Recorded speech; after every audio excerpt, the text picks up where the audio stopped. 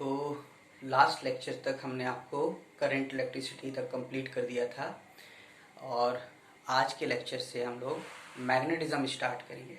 ठीक है, तो मैग्नेटिज्म में सबसे पहली बात तो करें कि इसका रिसर्च कहाँ से स्टार्ट हुआ। इलेक्ट्रोस्टैटिक का जो फर्स्ट लेक्चर था उसमें आपको याद हो मैंने बोला था कि कोई जो रेस्ट चार्ज होता है वो अपने सराउंडिंग में इलेक्ट्रिक इफेक्ट्स ही शो करते हैं, लेकिन यदि कोई चार्ज पार्टिकल मूवमेंट करता है विद यूनिफॉर्म वेलोसिटी का मतलब हुआ neither magnitude change not direction changes, तो वहाँ पर इलेक्ट्रिक इफेक्ट तो शो करेगा ही करेगा, साथ में moving charge behave as a current carrying element और करंट की वजह से फील्ड बनता है। सो वहाँ पर क्या बताया था, electric field as well as magnetic field यानी मैग्नेटिक इफेक्ट शो करेगा। If charge is accelerated then electric effect magnetic effect as well as electromagnetic radiation generate करेगा। तो आज की क्लास में हम लोग अब मैग्नेटिज्म स्टार्ट कर रहे हैं, तो यहाँ पे चार्ज पार्टिकल को हमें मूवमेंट मानना है, ठीक है ना, तभी मैग्नेटिक इफेक्ट आएगा।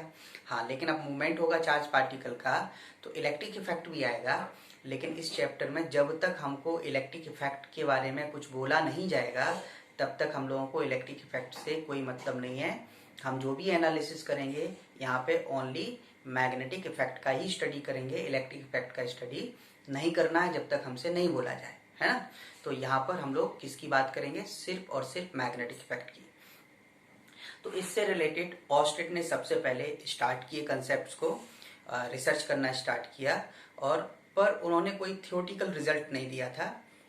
मीन्स कहिए कि कोई उन्होंने एक तरह से कोई फॉर्मूला नहीं दिया था, एम्पिरिकल फॉर्मूला नहीं दिया था। एम्पिरिकल फॉर्मूले का मतलब हुआ हम कोई वैल्यू उसमें रखते जाएं और करस्पॉन्डिंग हमें उससे आउटपुट वैल्यू कुछ ना कुछ मिलती जाए जिसको हम कैलकुलेट करना चाहते हैं, तो वो एम्पिरिकल फॉर्मूले होते हैं। तो इन्होंने कोई फॉर्मूला नहीं दिया था, पर रिसर्च इन्होंने किया और रिसर्च में इन्होंने कंक्लूजन निकाले कि कोई भी करंट कैरिंग एलिमेंट है तो अपने सराउंडिंग में मैग्नेटिक फील्ड जनरेट करता है, और यदि हम करंट का मैग्नीट्यूड बढ़ाते हैं तो वो मैग्नेटिक इफेक्ट को ज़्यादा शो करता है। जैसे मान लीजिए कोई वायर है, उसमें करंट फ्लो करा रहा है, उसके सराउंडिंग में आयरन का डस्ट फैला दिया, तो जब करंट ज़्यादा फ्लो कराते थे तो आयरन डस्ट को ज़्यादा तेजी से अपनी तरफ अट्रैक्ट करता था, जिसका मतलब क्या हुआ कि करंट बढ़ेगा तो मैग्नेटिक फील्ड भी बढ़ेगा।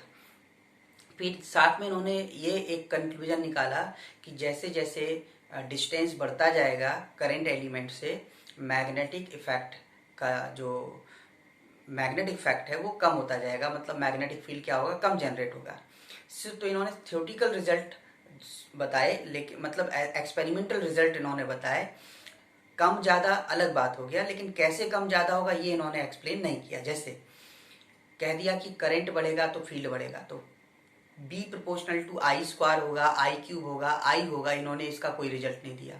कहा डिस्टेंस बढ़ेगा तो फील्ड घट रहा था, तो प्रोपोर्शनल टू 1/r होगा, 1/r स्क्वायर होगा, 1/√r होगा, 1/r क्यूब होगा। भाई r बढ़ रहा है, इनवर्स प्रोपोर्शनल में आता है, चाहे स्क्वायर हो, क्यूब हो, फोर पावर हो, तो वो तो डिक्रीज करेगा, पर इन्होंने उसका कोई रिजल्ट नहीं दे पाया। बायोसेवर्ट ने इन्हीं की रिसर्च को कंटिन्यू किया और इसके बाद इन्होंने स्टार्ट किया। बायोसेवर्ट ने एक एम्पिरिकल फॉर्मूला दिया, एक्सपेरिमेंटली उसको प्रूव किया, वेरीफाई किया, और वो सही मिला, तो आजकल हम लोग उसी को फॉलो करते हैं। तो यानी जो मैग्नेटिक इफेक्ट है, सबसे पहला जो हमारा टॉपिक है वो यही है, मैग्नेटिक इफेक्ट ऑफ करंट। ये मैग्नेटिज्म का फर्स्ट टॉपिक हम लोग स्टडी कर रहे हैं। तो मैग्नेटिक इफेक्ट ऑफ करंट का जो पहला रिसर्च है वो ऑस्टेट का है, और बायोसेवर्ट ने इस रिसर्च को कंटिन्यू किया। तो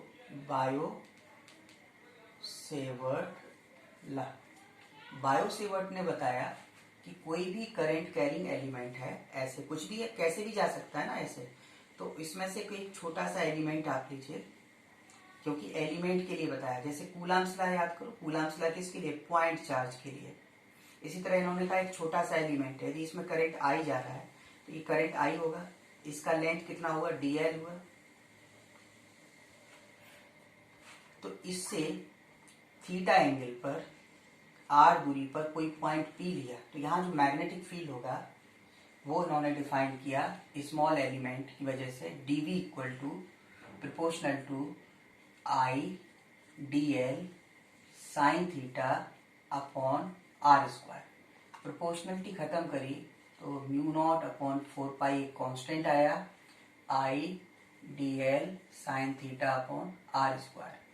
और ये जो म्यू नॉट अपॉन 4 पाई है ये क्या होगा, तो ये म्यू नॉट अपॉन 4 पाई इसका वैल्यू होता है 10⁻⁻7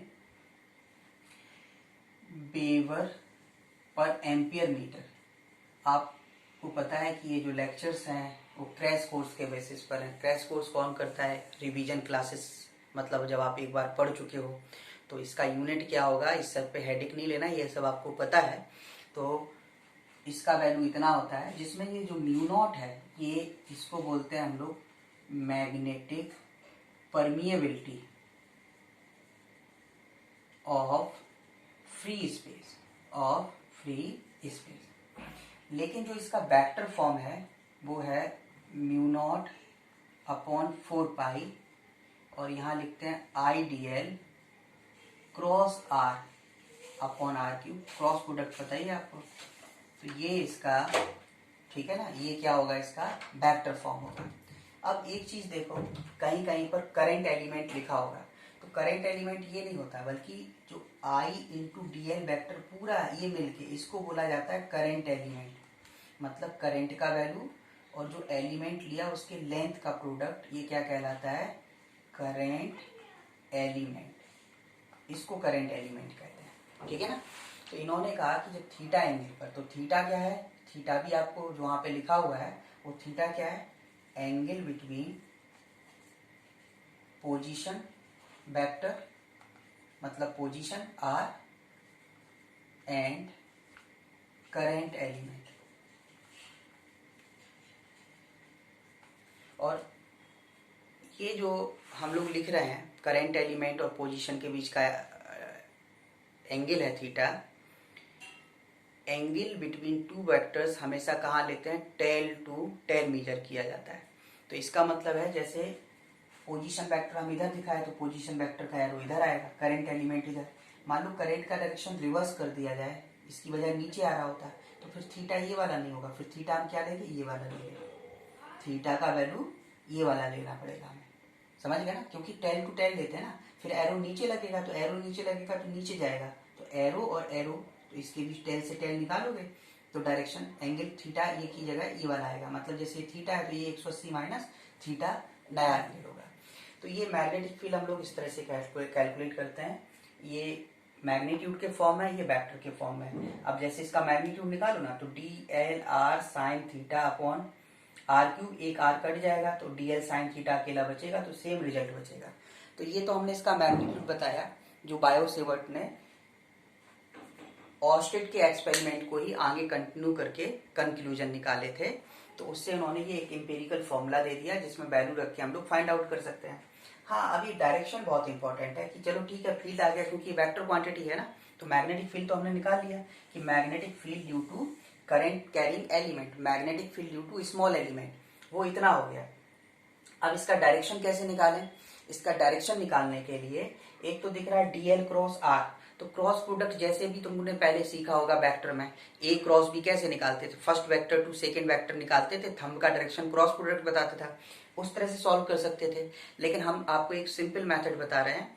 रूल है बहुत सारे, फ्लेमिंग रूल पढ़ोगे, बहुत सारे रूल पढ़ सकते हो आप, हैं राइट हैंड स्क्रू रूल पढ़ सकते हो। हम यहाँ किसी चीज की बात नहीं करेंगे, जिसको मैं फॉलो करता हूँ। अभी हम फील्ड पढ़ा रहे हैं, इसके आगे आपको फोर्स पढ़ाएंगे, फिर ईएमआई में इंडक्शन इंड्यूस करंट का डायरेक्शन बताएंगे। सब के लिए एक ही मेथड है हमारा डायरेक्शन निकालने का, तो हम पहले उसकी बात करें।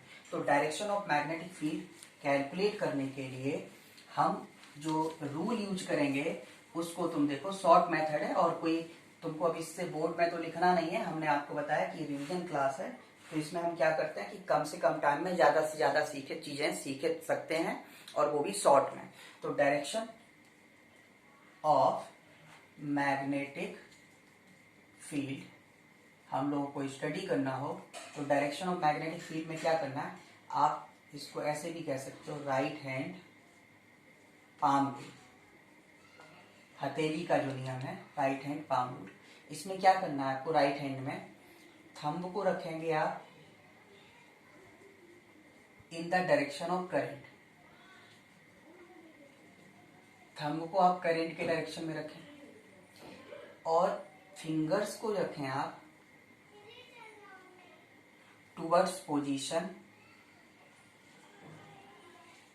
उस पोजीशन की तरफ वेयर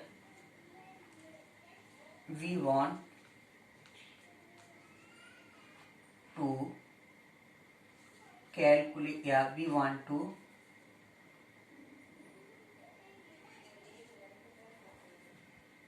कैलकुलेट मैग्नेटिक फील्ड। ये हो गया। Then direction of push by the palm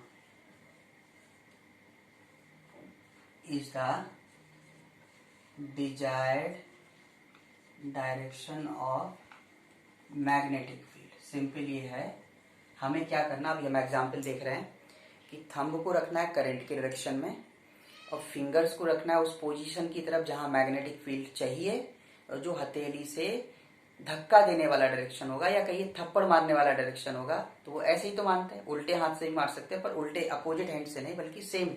तो इसलिए क्या होगा, फॉरवर्ड डायरेक्शन में जो भी आप पुश करोगे वो डायरेक्शन क्या होगा, वो फील्ड का डायरेक्शन होगा। अब उसको हम किसी एग्जाम्पल के थ्रू समझते हैं तो हमको समझ में आ जाएगी सारी बातें।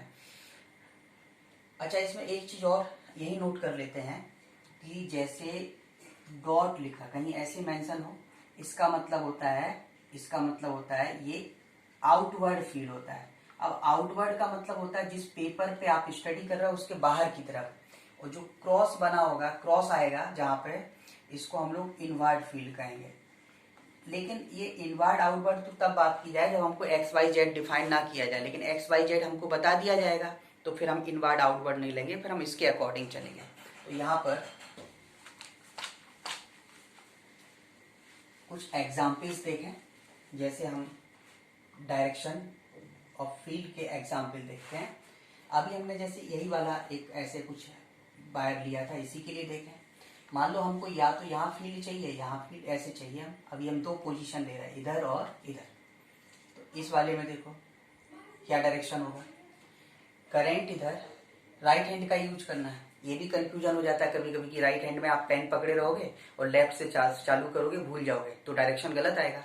राइट हैंड मतलब राइट हैंड। तो क्या करना है, थंब को रखना है करंट की डायरेक्शन में रखा, फिंगर्स को उस पोजीशन की तरफ जहां फील्ड चाहिए, फील्ड इस तरफ चाहिए तो इधर हो गया। अब बताइए direction of push by the palm कहाँ होगा, अंदर की तरफ हुआ ना, इसमें इनवर्ड आ रहा है तो इसको इनवर्ड को क्या बताया था हमने, क्रॉस लिखते हैं।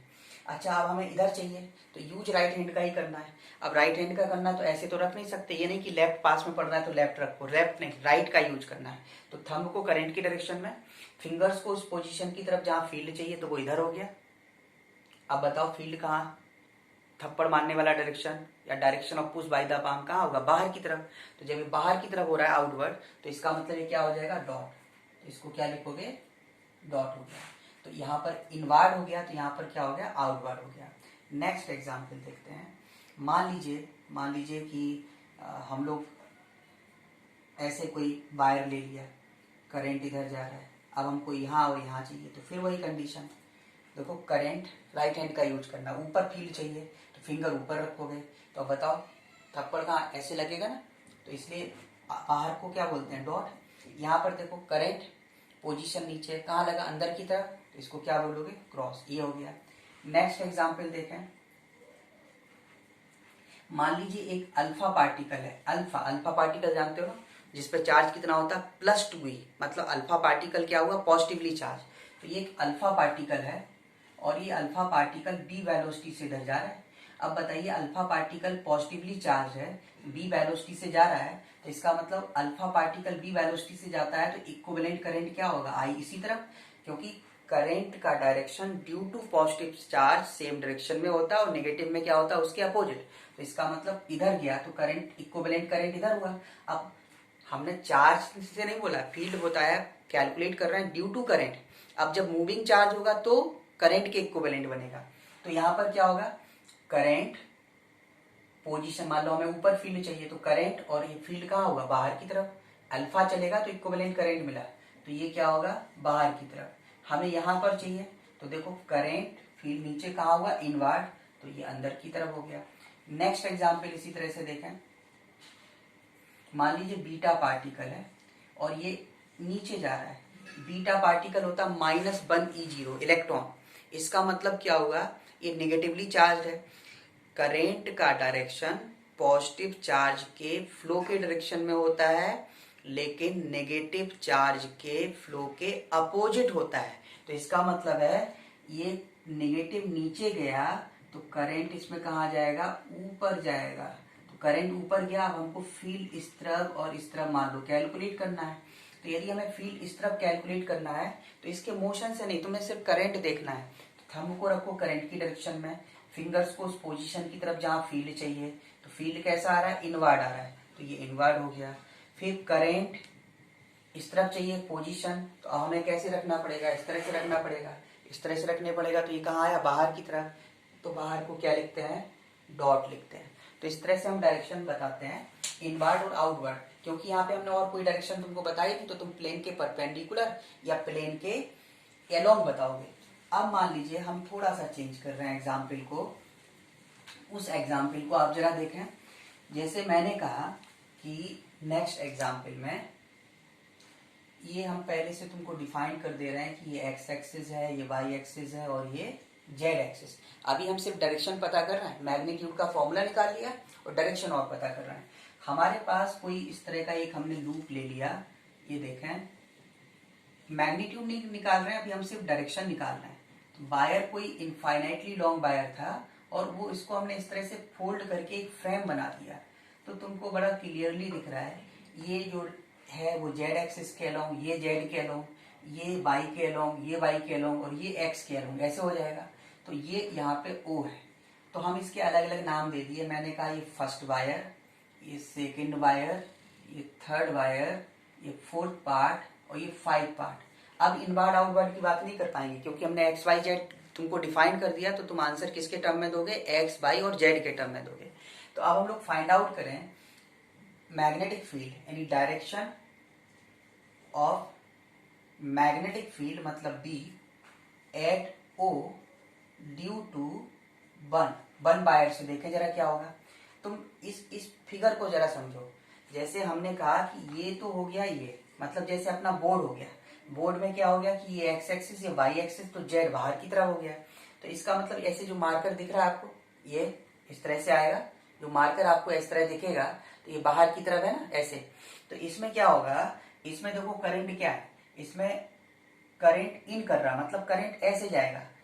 एक्स वाई ये बोर्ड के ऊपर होगा, जेड इसमें बाहर की तरफ, तो माइनस जेड कहाँ होगा, अंदर की तरफ। तो अब जरा सोचो कि ये मार्कर है, ये बोर्ड के बाहर की तरफ, तो ये वाला वायर हो गया 1 नंबर। अब इसमें करंट अंदर जा रहा है, तो करंट अंदर जाने का मतलब करंट और पोजीशन जहां फील्ड चाहिए इस तरफ है, तो ये हुआ। तो इसमें बताओ धक्का देने वाली डायरेक्शन कहाँ हुई, नीचे हुई। नीचे का मतलब क्या हुआ, देखो नीचे का मतलब क्या हुआ, बाई का उल्टा। तो बाई का उल्टा का मतलब हुआ ड्यू टू 1 जो आएगा वो कहाँ हुआ, ड्यू टू 1 हुआ निगेटिव बाई डायरेक्शन। अब इसी तरह से direction of B at O due to 2 second wire. अब सेकेंड वायर में देखो ये तो बोर्ड के ऊपर है, तो करंट पोजीशन कहाँ चाहिए, इस तरफ। ओ पॉइंट इधर है ना सेंटर पे, तो इधर चाहिए। अब बताइए धक्का देने वाला डायरेक्शन कहाँ हुआ, अंदर की तरफ हुआ। लेकिन हाँ इनवर्ड आउटवर्ड बोलना ही नहीं, हमने क्या बोला, जब नहीं होता है तब लिखा। अभी तो हमने एक्स वाई जेड बोल दिया, तो ये अंदर की तरफ आ रहा है। अब जरा देखो जेड एक्सिस, ये जेड एक्सिस दिखाने का मतलब बाहर की तरफ हुआ, और तुम्हारा कहाँ आ रहा है, इनवर्ड आ रहा है। तो इसका मतलब है कि इसकी वजह से डायरेक्शन क्या है, बाहर जेड है तो अंदर क्या होगा, माइनस जेड। तो ये इसकी जो डायरेक्शन होगी वो क्या होगा, माइनस जेड डायरेक्शन। अब इसी तरह से आते हैं थर्ड की वजह से, direction of B at O due to third wire. Third wire देखो करंट इधर गया, पोजीशन कहाँ है, नीचे। तीसरा वायर ये है ना, पोजीशन है नीचे, कहाँ आएगा, अंदर की तरफ आएगा। अंदर की तरफ का मतलब जेड का उल्टा, क्योंकि बाहर जेड है तो अंदर क्या है, माइनस जेड। तो इसकी भी डायरेक्शन क्या होगी, माइनस जेड डायरेक्शन। अब 4 नंबर वायर देखो, 4 नंबर वायर में करंट कहाँ गया, नीचे। करंट कहाँ गया, नीचे। पोजीशन कहाँ है, इस तरफ। करंट नीचे, पोजीशन इस तरफ। अब बताओ ये कहाँ लग रहा है, करंट पोजीशन, धक्का देने वाला डायरेक्शन अंदर की तरफ हुआ, लेकिन अंदर बोल ही नहीं सकते, तो बाहर जेड है तो अंदर क्या होगा, माइनस जेड। तो इसका भी डायरेक्शन क्या हो गया, 4 नंबर वायर का 4 नंबर वायर का भी जो डायरेक्शन, जो फील्ड जनरेट करेगा वो किस डायरेक्शन में जनरेट करेगा, निगेटिव जेड डायरेक्शन में करेगा। अब आता है 5 नंबर। तो देखो इस वाले में क्या था, मार्कर ऐसे था, ऐसे। तो इसमें फील्ड क्या हो रहा था, इसमें करंट कहाँ जा रहा था, अंदर जा रहा था, लेकिन इसमें बाहर निकल रहा है। तो जब करंट बाहर निकलेगा तो करंट बाहर निकला, प्लेन के पोजीशन इस तरफ है, करंट बाहर निकल रहा तो थंब के करंट के डायरेक्शन में, पोजीशन इस तरफ है तो इधर रखा, तो फोर्स धक्का दीजिए हाथ से, कहाँ आएगा, नीचे की तरफ। नीचे का मतलब क्या होगा, इस बाई के अपोजिट। तो अपोजिट टू द बाई क्या हो जाएगा, माइनस बाई हो जाएगा। तो इसकी वजह से जो फील्ड आएगा 5 नंबर की वजह से ये क्या हो गया, -5 डायरेक्शन। अब इसमें हम इनवर्ड आउटवर्ड नहीं बोल सकते थे क्योंकि ये तो 3D फिगर हो गया, एक्स वाई जेड, समझ गए ना। तो इस तरह से हम लोग डायरेक्शन पता कर सकते हैं, ठीक है। तो अब हम लोग देखते हैं magnetic field at centre of current carrying circular arc. तो कोई सर्कुलर आर्क है, उसके सेंटर पर मैग्नेटिक फील्ड चाहिए। तो सपोज ये एक सर्कुलर आर्क है which carries current I and we want to calculate magnetic field at its center O और C and circular arc, ठीक है, ये subtend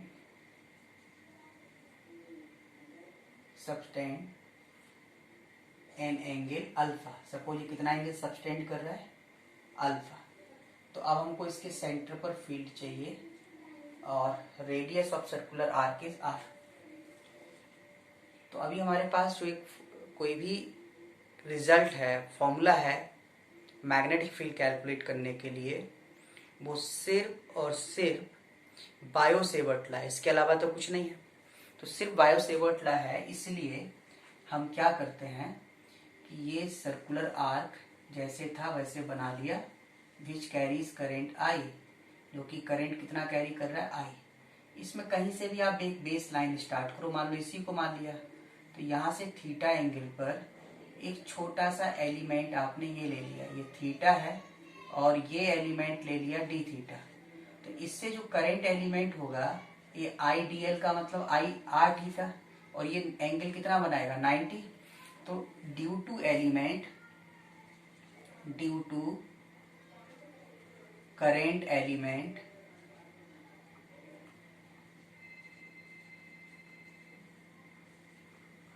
magnetic field at centre हो, क्या लिखोगे, डीवी। फॉर्मूला था μ0/4 आई डीएल, डीएल मतलब आर डी थीटा, है ना, radius R, R angle d theta, तो arc length R d theta, तो I d l sine theta. Theta is the angle between current element and position vector. ये theta नहीं, वो वाला theta जो फॉर्मूले का था, तो वो यहाँ पे कितना बन रहा है, 90 degree upon μ0/4 I d l sine theta upon are square. तो डिस्टेंस कितना हुआ, आर स्क्वायर हुआ। अब आते हैं डायरेक्शन। तो जो हमने करंट का डायरेक्शन लिया उसके अकॉर्डिंग मैग्नेटिक फील्ड का डायरेक्शन देखो, करंट थंब को क्या बताया था, राइट हैंड का करंट के डायरेक्शन में, फिंगर्स को उस पोजीशन की तरफ जहां फील्ड चाहिए, तो कैसा आ रहा है, इनवर्ड आ रहा है। मतलब ये फील्ड कैसा दिखा रहा है, इनवर्ड दिखा रहा है। तो ऐसे हो गया। तो ये डीवी का वैल्यू हुआ μ0/4 आई अपॉन आर, और साइन ये कितना हुआ, डी थीटा, ये हो गया, इतना बचेगा। और ये कैसा आ रहा है, इनवर्ड आ रहा है। अच्छा, दूसरा कोई एलिमेंट लो इसके अलावा, मान लो यहाँ लिया, तो वो भी कहाँ होगा, इनवर्ड। ये भी कहाँ है, सारे एलिमेंट्स कहाँ देंगे, इनवर्ड फील्ड। तो हम लिखेंगे सिंस ऑल एलिमेंट गिव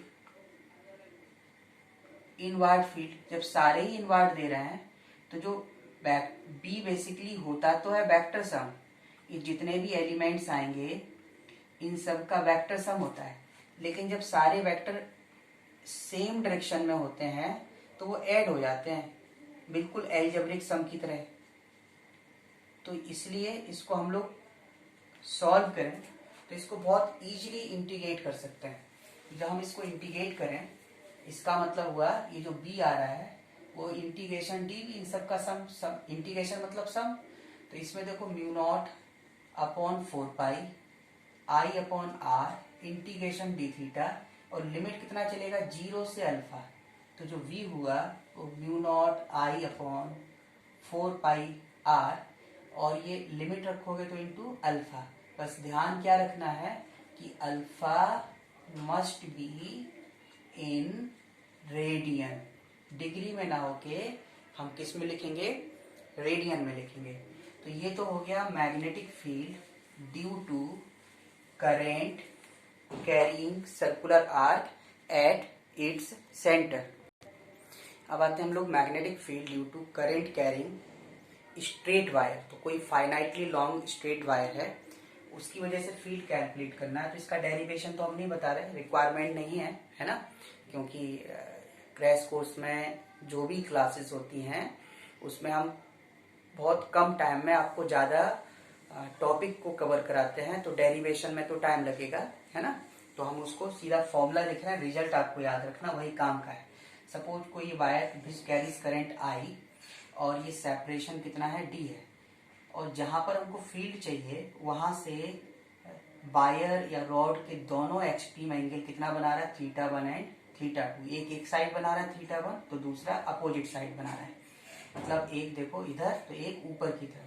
तो इसके लिए फील्ड यहाँ पे जो आएगा वो होता है mu not upon 4 pi I upon distance, ये डिस्टेंस कितना है डी, और साइन θ2 प्लस साइन θ1 ये होगा। लेकिन जब एक्सट्रीम रॉड के दोनों एक ही साइड हो, ये डिस्टेंस हमेशा परपेंडिकुलर डिस्टेंस लेना है। अब पता चला रॉड तो यहाँ से लेके यहाँ तक है, लेकिन हमको फील्ड यहाँ कैलकुलेट करना है, तो फिर नॉर्मल डिस्टेंस कहाँ लेना पड़ेगा आपको, नॉर्मल डिस्टेंस ये इसको वर्चुअली एक्सटेंड किया, ये परपेंडिकुलर, इस परपेंडिकुलर से एक एक्सट्रीम थीटा एंगल बना रहा है, एक θ2, लेकिन दोनों सेम साइड है। एक्चुअल में जब हम इसका डेरिवेशन करते हैं तो इसमें लिमिट जाता है -θ1 से +θ2, क्योंकि एक इधर है एक अपोजिट साइड है, तो एक का डायरेक्शन निगेटिव होगा दूसरे का पॉजिटिव, इसमें दोनों सेम डायरेक्शन में है, इसलिए लिमिट जाएगा इसमें +θ1 से +θ2।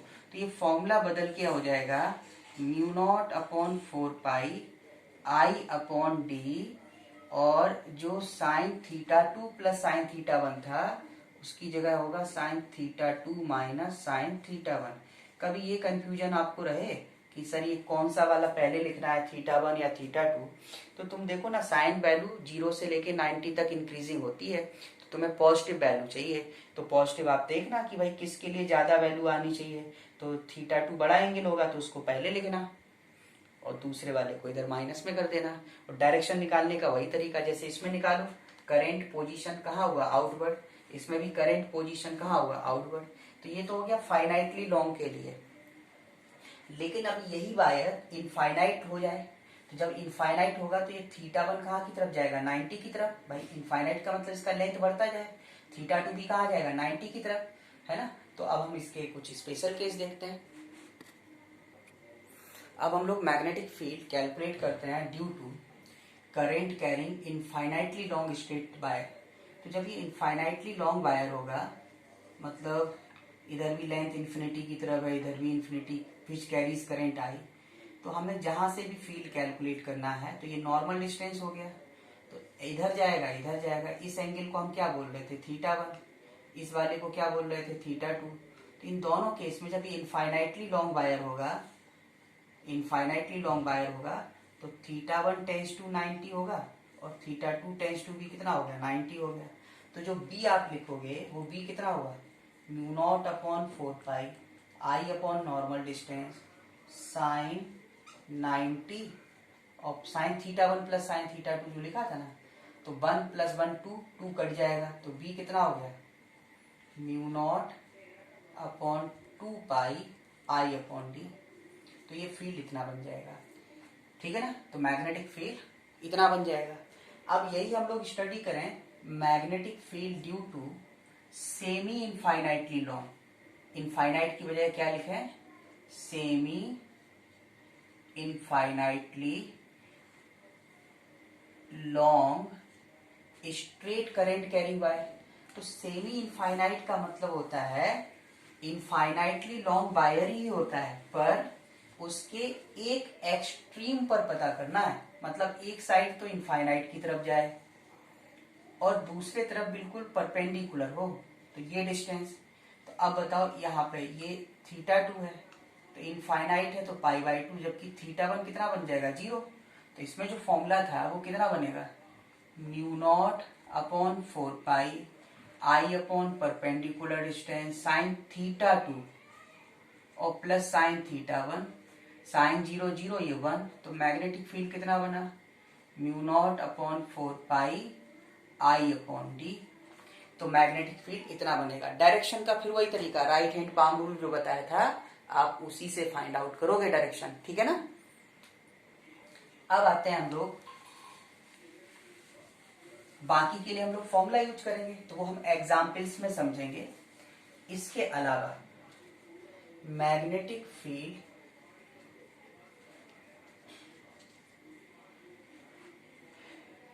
Eight a point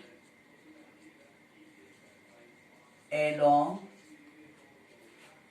the length of current carrying straight wire, ठीक है। तो इसकी वजह से क्या होगा, इसको और देखो, at a point along the length of current carrying straight wire। जैसे ये करंट कैरिंग वायर है, करंट इससे आई जा रहा है, हम इसके अलोंग कोई पॉइंट P ले लें या फिर Q ले लें। आप कोई भी इसका एलिमेंट लो, मान लो एलिमेंट हम लोगों ने DL ले लिया, करंट एलिमेंट पूरा आइडियल कहलाता है, तो इसके लिए पोजीशन वेक्टर क्या बनेगा, इधर बनेगा वेक्टर R। तो अब आप ऐसे कहोगे कि करंट इसमें इधर जा रहा है, करंट एलिमेंट ऐसे दिखाओगे तो ये आइडियल हो गया, और पोजीशन वेक्टर इधर दिखाओगे तो ये वेक्टर R हो गया। तो यहाँ पर बेसिक फॉर्मूला तो ये लिखा था ना, μ0/4π I/dl क्रॉस R/R3। अब बताइए, जब ये एंटी पैरेलल हो गया तो एंगल पाइड हो गया, तो dl क्रॉस R हमेशा कितना आएगा, 0। इसका मतलब BP कितना हो जाएगा, 0 हो जाएगा। dpp 0, इसको इंटीग्रेट करोगे तो भी कितना आएगा, 0 आएगा। सिमिलरली यहाँ पे Q के लिए करना है, तो Q के लिए देखो पॉइंट इधर है और पोजीशन वेक्टर भी इसी तरफ जाएगा, मतलब Q पॉइंट के लिए देखो dl होगा, तो ये क्या लिखोगे आप, पोजीशन वेक्टर इधर लिखोगे RQ, RP कहाँ लिखा, जैसे आपने इधर दिखाओगे, तो इसमें 0 एंगल हो जाएगा। तो BQ भी क्या लिखोगे, BQ बराबर इंटीग्रेशन dBQ, ऐसे कह सकते हो, मतलब इंटीग्रेशन μ0/4π I/dl क्रॉस R/R3। जब वेक्टर पैरेलल या एंटी पैरेलल हो तो क्रॉस प्रोडक्ट 0 होता है, तो ये 0 आ जाएगा, इसलिए BQ भी कितना होगा, 0। तो अब आपको याद ये रखना है, जब पॉइंट करंट कैरिंग वायर के एलोंग होते हैं तो वहां पे मैग्नेटिक फील्ड कितना आता है, 0 आता है। Along the current carrying wire magnetic field will be 0, okay. तो हमने मैग्नेटिक फील्ड फिलहाल सर्कुलर आर्क स्ट्रेट वायर इसकी वजह से कैलकुलेट कर लिया है। तो पहले हम इसी पर बेस्ड कुछ एग्जाम्पल्स देखते हैं। तो हमारा फर्स्ट एग्जाम्पल है, सपोज कुछ इस तरह का सिचुएशन है, एक वायर ऐसे है और एक ऐसे है। फिर हम लोग आगे देखें, करंट इसमें ऐसे जा रहा I, तो इसमें ऐसे ही तो आ जाएगा, ऐसे होते हुए ऐसे निकलेगा। करंट का वैल्यू I, ये सेंटर है, इसका रेडियस A, इसका रेडियस B। अब हमको तो ये गैप कितना हो जाएगा, B माइनस है। कैलकुलेट मैग्नेटिक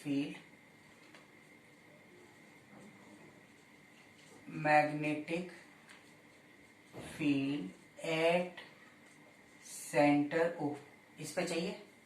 तो जब O सेंटर पर चाहिए तो अब इसको सॉल्व करने का तरीका हम लोग क्या किया करें, पहले नंबरिंग कर लिया करें, क्योंकि सर्कुलर आर्क अलग पार्ट हो गया, स्ट्रेट वायर अलग पार्ट हो गया। तो यहाँ से स्टार्ट कर लिया 1, ये स्ट्रेट पोर्शन 2, ये 3, फिर ये स्ट्रेट पोर्शन 4।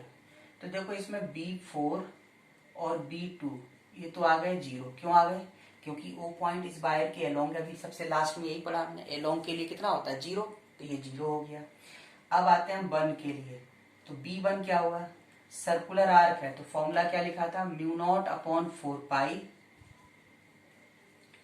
आई अपॉन रेडियस, तो इसका रेडियस क्या है a, into alpha, alpha angle subtend, semi circle कितना एंगल बनाता है पाई, तो ये कितना आ जाएगा mu naught I upon 4a। अब डायरेक्शन की बात करें, करंट ये पोजीशन कैसे आएगा, राइट हैंड से चेक करना होता है इनवर्ड, तो ये हमने लिख दिया क्रॉस, क्रॉस का मतलब इनवर्ड। अब कैलकुलेट करो B3, तो B3 कैलकुलेट करोगे तो B3 में कितना होगा mu naught upon 4 pi I upon radius, radius कितना हुआ है इसका B, और फिर क्या होता है अल्फा, ये भी तो सेमी सर्किल ही बन रहा है तो इसमें भी पाई आएगा, पाई कैंसिल होके mu naught I upon 4b। और डायरेक्शन देखो तो देखो करंट पोजीशन कैसा आ रहा है, इनवर्ड आ रहा है, तो इनवर्ड का मतलब ये भी इनवर्ड हो गया। अब आते हैं नेट मैग्नेटिक फील्ड, उस नेट मैग्नेटिक फील्ड को हम यहाँ पे लिख रहे हैं, देखें जरा, कई फील्ड बने तो रिजल्टेंट वेक्टर होगा तो वेक्टर सम, स्केलर होगा तो स्केलर सम, तो मैग्नेटिक फील्ड तो एक वेक्टर क्वांटिटी है, इसलिए हम सम कैसे करेंगे वेक्टर सम, तो B1 plus B2 plus B3 plus B4, ये वेक्टर सम हम लोगों ने किया, जिसमें अब आप देख लो कि 2 की वैल्यू तो 0 ही है, B2 B4, और B1 और B3 सेम डायरेक्शन में आ रहे हैं तो सिंपली ऐड हो जाएगा, तो ऐड करो तो mu not I upon 4 common 1/a plus 1/b, और डायरेक्शन क्या हो गया ये इनवर्ड, ये आंसर हो गया। ठीक है, इसका आंसर क्या हो जाएगा, ये हो जाएगा।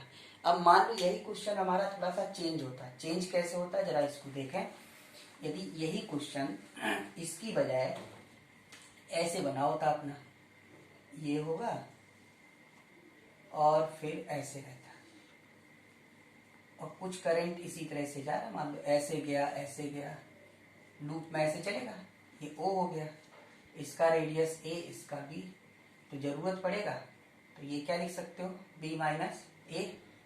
अब calculate magnetic field at centre हो, तो फिर से हम वही नंबरिंग, इसको 1 2, ये वाला पार्ट 3 और ये 4, तो फिर देखो B2 और B4 अलोंग हो गए तो कितना देगा 0, B1 सेमी सर्कुलर पार्ट है तो इतना ही आएगा, और डायरेक्शन कहाँ आ रहा है इनवर्ड, 3 नंबर का भी वही वैल्यू आएगी क्योंकि सेमी सर्कुलर है, बस अंतर ये है कि यहाँ मैग्नेटिक फील्ड देखो बदल गया, करंट इधर पोजीशन इधर, तो कहाँ आया बाहर की तरफ, तो ये हो गया डॉट। अब इसका मतलब ये तो अपोजिट डायरेक्शन में, सुपर पोजिशन में तो ये वेक्टर सम ही होता है, अब अपोजिट डायरेक्शन में आ गया तो अपोजिट डायरेक्शन वाले को माइनस करते हैं, है ना, या तो IJK होता है तो ठीक है, नहीं तो माइनस करेंगे अपोजिट डायरेक्शन को, 2 का 0, तो अब इसमें 1 और 3 है, ये अंदर की तरफ ये बाहर की तरफ, इन दोनों में से किसको किससे माइनस करना है ये चेक करना हो तो देखो 4a, ए छोटा है तो ये ज्यादा वैल्यू आएगा, B बड़ा है तो ये कम वैल्यू आएगा, तो इसका मतलब ये छोटा है ये बड़ा, तो बड़े से इसको माइनस करोगे तो ये मैग्नीट्यूड वाइज क्या लिखोगे, B लिखना चाहो तो सिंपल हो जाएगा B1 माइनस B3, क्योंकि ये ज्यादा है तो B1 माइनस B3 करेंगे तो यहाँ पर सब कुछ यही रहेगा, ये माइनस, और 1 का डायरेक्शन क्या है इनवर्ड, तो इसलिए आंसर क्या हो जाएगा ये। मान लो हमने सब कुछ सही किया, पता चला गलती से 1 की बजाय हमने B3 माइनस B1 कर दिया, तो तुम सॉल्व करोगे तो नेगेटिव आ जाएगा, नेगेटिव का मतलब ये डॉट, जब इसको ज्यादा मार रहे हो तो इससे इसको माइनस करने का मतलब आउटवर्ड का हो गया, आउटवर्ड के ऊपर नेगेटिव आ जाए तो इसका मतलब उल्टा डायरेक्शन, तो आउटवर्ड का उल्टा क्या होता है इनवर्ड, इसलिए क्या हो जाएगा डायरेक्शन इनवर्ड बन जाएगा, तो ये mu not I upon 4 1/a minus 1 upon b इसका आंसर हो जाएगा, समझे। एक और एग्जाम्पल देखें इसी तरह से हम लोग, वो एग्जाम्पल इस तरह से है कि जैसे मान लीजिए हमारे पास एक ये वायर था और हमने इसको इस तरह से सर्कुलर फॉर्म में क्वार्टर पार्ट और ऐसे बना दिया, इनफाइनाइटली लॉन्ग वायर को ऐसे फोल्ड कर दिया, तो इसका ये सेंटर होगा और इसका रेडियस ये कितना है सर्कुलर आर्क का A, तो आपको कैलकुलेट क्या करना है, इसका रेडियस है, करंट आई जा रहा है, calculate magnetic field eight O, तो फिर वही काम करना है, क्या करना अपने को देखो 1 पार्ट 2 पार्ट 3 पार्ट, तो इसमें देखो B1 और B3 तो 0 आ जाएगा, क्यों आएगा क्योंकि अलोंग पड़ रहा है। अब बचा हमारे पास क्या, 2 वाला बचा। तो 2 क्या बन रहा है, सर्कुलर आर्क बन रहा है। तो B2 क्या लिखोगे, म्यू नॉट अपॉन 4 पाई, सर्कुलर आर्क वाला फॉर्मूला लगाओ, mu naught upon 4 pi I upon perpendicular मतलब रेडियस, ये हो गया A, और अल्फा, अल्फा मतलब एंगल, तो ये कितना एंगल सब्सटेंड करेगा बताइए, क्वार्टर पार्ट है तो 90 डिग्री, पर रेडियन में लिखते हैं तो π/2, तो ये कितना बनेगा, mu not I upon 8A। B1 B2 B3 सब निकाल लिया।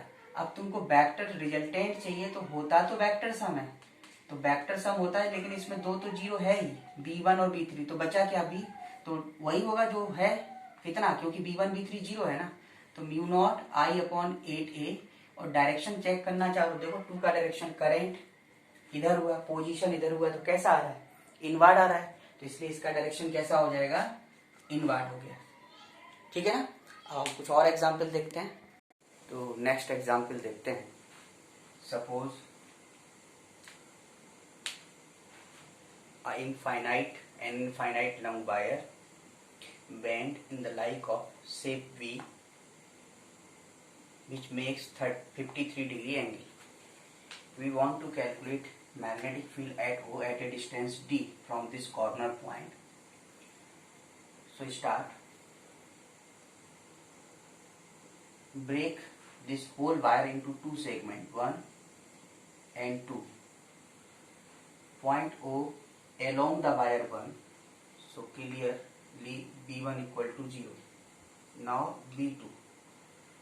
For B2, first we should know perpendicular distance. Distance D is not perpendicular. So virtually extend wire number 2 and draw perpendicular on this wire. This angle is 53. So this angle is also 53. This is perpendicular. So this angle become 37. So perpendicular distance is this. That is D cos 37. So formula is mu naught upon 4 pi I upon perpendicular distance, that is D cos 37, into, if see two extreme of this wire with the normal, one extreme makes 37 and another extreme makes 90 degree in the same direction, 90 degree in the same direction. In that case, B, already told you, the result is mu naught upon 4 pi I upon normal distance means D, and sin theta 2 minus sin theta 1. So formula will be sin theta 2 means sin pi by 2 minus sin 37. So it will be mu naught upon 4 pi I upon D cos 37 is 4 by 5, 1 minus 3 by 5. Okay. So it will become again 1 minus 3 by 5 will be 2 by 5. Cancel out. So it will be mu naught I upon 5 and 5 cancel. Here 2 cancel with 4 2 times. So it will become 8 pi D. Now net magnetic field is the vector sum of V1 and V2. Since V1 is 0, so magnetic field is only mu naught I upon 8 by D, and its direction will be, see, thumb in the direction of current, position where magnetic field reside, then direction by push by the palm. So it will be inward. So field will be inward field. Inward means this. So net magnetic field will be inward direction. So this is our answer. देखो बताया था आपको formula कि यदि finitely long है, normal से एक extreme नीचे एक ऊपर होगा, तो आपको फॉर्मूला अप्लाई करना था sine theta 1 plus sine theta 2 वाला। लेकिन यदि नॉर्मल से दोनों एक्सट्रीम एक ही साइड होगा, तो लिखा था sine theta 2 minus sine theta 1। Sine theta 2 theta 1 मतलब जो बड़ा एंगल है उसको पहले लिखोगे, फिर माइनस छोटा वाला, तो mu not upon 4 pi I upon D. D मतलब ये डी नहीं, डी का मतलब था परपेंडिकुलर डिस्टेंस, तो यहाँ पे हमने इस डी को डी बोल रखा है, तो आपको परपेंडिकुलर ड्रॉ करना पड़ेगा, ठीक है ना। अब हम लोग नेक्स्ट एग्जाम्पल देखते हैं। See next example, suppose an infinite wire which carries current I fold in three ways as shown in the figure. Figure A is, this is straight section, then take a turn, circular turn, and again extend. So current will flow in this way, okay. And this is very small gap, this is very small gap, they are not touching each other. So now see, suppose three segments 1, 2 and 3. If we see 1 and 3, it behave like a infinitely long wire, or you can say 1 is semi-infinite and 3 is semi-infinite. In each case we want to calculate, suppose this point is O, center is O, so we want to calculate BO, means net magnetic field at O in each case. So 1 and 3 semi-infinite form a infinite wire, so or B equal to B1 plus B2 plus B3, and their resultant will be vector sum of these. So B1 and B3, see, B1 plus B3 vector gives mu naught upon 4 pi I upon d, mu naught upon 4 pi I upon d. So it will be as a infinitely long wire, so mu naught I upon 2 pi d, and its direction, thumb in the current direction of push by the farm is outward, okay. Now see B2 is mu naught, this is circular portion, circular arc के लिए क्या था, mu not upon 4 pi I upon d into alpha. Alpha means angle subtended. If circle is complete then alpha will be 2 pi, so it will become mu not upon 4 pi I upon r into alpha means 2 pi, so mu not I upon 2 r, so mu not I upon 2 radius, and its direction will be, see, this is current carrying loop and center, so current anywhere, you consider any segment, current position this inward. तो ये field जब inward हो गया, यहाँ पर D की जगह A है एक्चुअल में, है ना, क्योंकि ये डिस्टेंस क्या होगा, नॉर्मल A होगा. अब इनका रिजल्टेंट निकालना है, तो आप यहाँ नोटिस करो mu naught I upon 2 pi A and mu naught I upon 2a, this is greater than this because 2 pi is greater than 2, so it would be less. So net field is, vector sum will be mu naught I upon 2a minus mu naught I upon 2 pi a, and its direction will be inward. ये answer हो जाएगा. Now see this figure, ये क्या है कि ये current ऐसे आया, इसके ऊपर से पास करा के इसको बेंड कर दिया यहाँ पे, जिससे कि इसको टच नहीं कर रहा है. इस तरह शो करने का मतलब है कि ये इसको टच नहीं कर रहा है, तो करंट ऐसे जाएगा, तो ये दोनों मिलके इनफाइनाइट बना लेगा और ये सर्कुलर बनाएगा. देखो इससे करंट कहाँ आ रहा है, आउटवर्ड, और इस वाले लूप से भी आप कैलकुलेट करके देखो अपने आप से, ये भी कहाँ आ रहा है, आउटवर्ड आ रहा है. तो जो ये रिजल्ट था वही बनेगा, बस इसमें दोनों ही आउटवर्ड आएगा, तो जो यहाँ माइनस बना था वो इसमें क्या बन जाएगा, प्लस बन जाएगा. तो ये जो वेक्टर भी है mu not I upon 2a plus mu not I upon 2 pi a, ये अभी वेक्टर नहीं लगाना है तो मैग्नीट्यूड बाई समझिए इतना होगा। तो जो इनवर्ड था, जबकि इसमें क्या हो जाएगा, ई वाला देखो कैसे आ रहा था, ये ज्यादा आ रहा था, तो अभी जो इनवर्ड था ये रिजल्टेंट कैसा बनेगा, आउटवर्ड। तो इसका आंसर ये हो गया, क्योंकि वेक्टर सम करना पड़ेगा तीनों सेगमेंट का।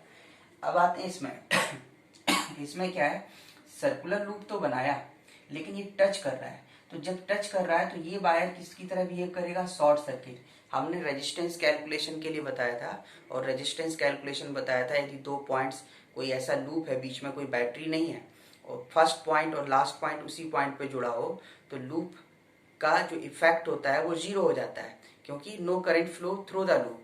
तो जब ये करंट यहाँ आ रहा है तो करंट कैसे जाए, ऐसे जाए कि ऐसे जाए, दो वे तो हो नहीं सकता, इसलिए सारा करंट इससे चलाएगा। इससे क्या होगा, नो करंट। तो जब करंट ही नहीं होगा तो ये यूजलेस हो जाएगा, सिर्फ ये स्ट्रेट वायर का काम करेगा। इसलिए मैग्नेटिक फील्ड क्या बनेगा, mu not due to infinitely long wire upon 2 pi I upon normal distance, और ये डायरेक्शन कैसा आ जाएगा, आउटवर्ड। तो इस तरह से ये नेट मैग्नेटिक फील्ड हम तीनों का फाइंड आउट कर सकते हैं। नेक्स्ट एग्जाम्पल, ये सपोज एक इनफाइनाइटली लॉन्ग वायर था और इसको आपने फोल्ड कर दिया इस इन दिस वे, जिससे कि ट्रायंगल के साइड्स के अलोंग पड़े साइड। इनफाइनाइटली लॉन्ग वायर था तो ये इसके जो फोल्ड्स होंगे वो भी कैसे होंगे, इनफाइनाइट होंगे। ये वायर, टोटल वायर, एक कोई भी एक सेगमेंट लेते हैं, वो यहाँ पे कितना एंगल सबस्टेंड कर रहा है, 60 डिग्री। तो नॉर्मल के साथ ऊपर 30 बनाएगा, नीचे 30, ये gap D D D D इस तरह से हो जाएगा। तो अब हम लोग नेट मैग्नेटिक फील्ड कैलकुलेट करना है। तो देखो ये जो वायर है, सपोज ऊपर नेट मैग्नेटिक फील्ड पता करना है, यानी question is calculate net magnetic field at O, that is B O. तो अब यहाँ पे आप देखिए, these wires, this all gives zero field at O, because for all such wires point O is along its length, so effect of these wires will be zero. Now see remaining wires. So remaining wire is 1, this one, 2, 3, 4, 5 and so on up to infinity. Okay, up to infinity. So for first wire, see here, B1 is mu naught by 4 pi I upon normal distance. Suppose this wire carries current I in this way, so mu naught upon 4 pi I upon normal distance. This distance is D. Whole angle is 60, so half angle will be 30. So normal distance will be D cos 30. Then normal makes angle with both extremes 30 and 30. So mu naught upon 4 pi I upon D sin theta 1 plus sin theta 2. So sin 30 degree plus sin 30 degree. Sin 30 is half and half, cancel, half and half become 1, and this will be mu naught upon 4 pi I upon D root 3 by 2. And its direction, thumb in the direction of current, position, field will be outward, so we can say dot. Similarly V2, we calculate V2, then mu naught upon 4 pi I upon distance from this wire, normal distance from this wire, D and D become 2D, so this will be 2D cos 30. 2D cos 30 means 2D root 3 by 2, 2D root 3 by 2, and again this extreme and this extreme makes 30 and 30 with the normal, so sin 30 plus sin 30 again becomes same, but its direction will be thumb in the direction of current, fingers where we want to calculate magnetic field, so field become inward. So this is outward field and it will be inward field. It will be inward field. इसी तरह से अब हम लोग B3 find out करें, तो B3 क्या होगा, देखो mu not upon 4 pi I upon normal distance d 3d, and 3d cos 30 means root 3 by 2, and sin 30 plus sin 30, that is half plus half, and direction of this field will be again outward, and so on. So net magnetic field will be vector sum of all such wires. So net magnetic field is the vector sum B1 plus B2 plus B3 plus and so on. Since D is vector quantity, if B1 taken as a positive, then obvious. If outward taken as positive, then inward will be negative. If inward taken as positive, then outward will be negative. So let outward field is positive, then inward will be negative. So net field will be V equal to, if we add all these fields by superposition, d root 3 by 2, so it will be 1, this is plus, then this will be minus, so it become minus half, and mu naught upon 4 pi I by d root 3 by 2 will be taken as a common. So here it will be 1 by 3 minus 1 by 4 up to infinity, and field will be, since it taken as a positive, so dot. Now B equal to mu naught upon 4 pi I upon d root 3 by 2, 2 cancel out, so it become 2 pi, and this is a special series जो मैंने आपको electrostatics में बताया था. ये क्या होता है? ln2 means log 2 to the base e, and direction of this field will be outward. So this is the answer of this. Okay. Next question. A charged particle Q is moving in a circular path of radius r with uniform angular velocity omega. Then calculate net magnetic field at center of circular path. Suppose a particle is moving along a particle is moving in circular path of radius r with uniform angular velocity omega, and charge is q. Suppose we notice at this cross section, in one time period, charge passes through this cross section only one times. In one time period, charge passes through this cross section only one time. So we can say if time equal to t, t is 2 pi by omega, then charge will be q. So current will be q by t, that is q omega by 2 pi. Substitute these two values. If time taken t, in this capital T, charge passes through cross section only one time, so I equal to q by t. So this loop, because moving charge behave as a circular, since moving charge behave as a current carrying element, if charge particle moving in a circular path, so it behave like a, if charge is positive and charge suppose moving in clockwise direction, so current also in a loop like this. So this behave as a circular loop which carries current I. Then magnetic field at its center O will be mu naught upon 4 pi I upon radius into alpha. By this formula, mu naught upon 4 pi and I is q omega upon 2 pi, q omega upon 2 pi divided by r, and alpha for circular,